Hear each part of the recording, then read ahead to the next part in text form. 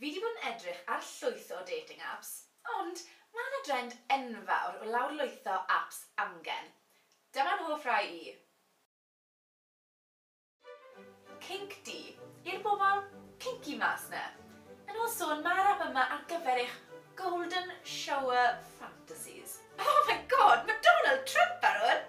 Ers y diwrnod wnaeth E.L. James eistedd lawr i sgwennu 50 Shades of Grey, mae'r syniad o bondage a roleplay lot mwy mainstream. Yn 2010, pan gyhoeddodd y llyfr, aeth gwerthiant sex toys lan 40% gyda mwy o bobl am drio pethau newydd yn yr ystafell wely. 3Fun, yr app mwyaf boblogaidd i swingers. Mae'n basically Tinder i swingers. Mae 2 filiwn o bobl yn Prydain wedi swapo partneriad o'r blaen. A sgon i lle yng Nghymru sy'n swingo hotspot? Llanelli, wrth gwrs, pam lai, yn rhefach i. Ond apparently, mae 10% o swingers gyda STI. Mae da'r steil yma o fyw iaith ddiennan hefyd.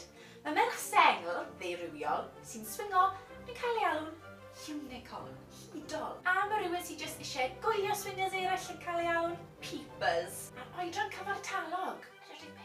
Ashley Madison, falle bod chi wedi clywed am yr app yma o'r blaen. Mae'r gyfer pobl sy'n briod a sy'n moyn y ffe, neu bobl sengl sy'n moyn cael y ffe dy rhywun sy'n briod.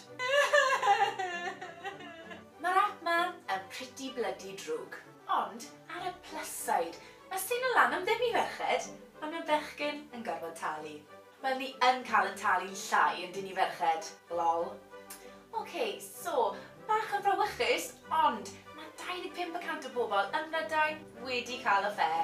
So, jyst rhywun rili rwydd i ffindo rhywun sydd am stro o bywydau teulu cyfan. Cool. Sudi. Sudi, sa'n gwybod sut i weid e, ond dyma'r app gorau i ffindo Sugar Daddy. Oh my god! Dyma'r app ni wedi bod yn aros am! Halleluja!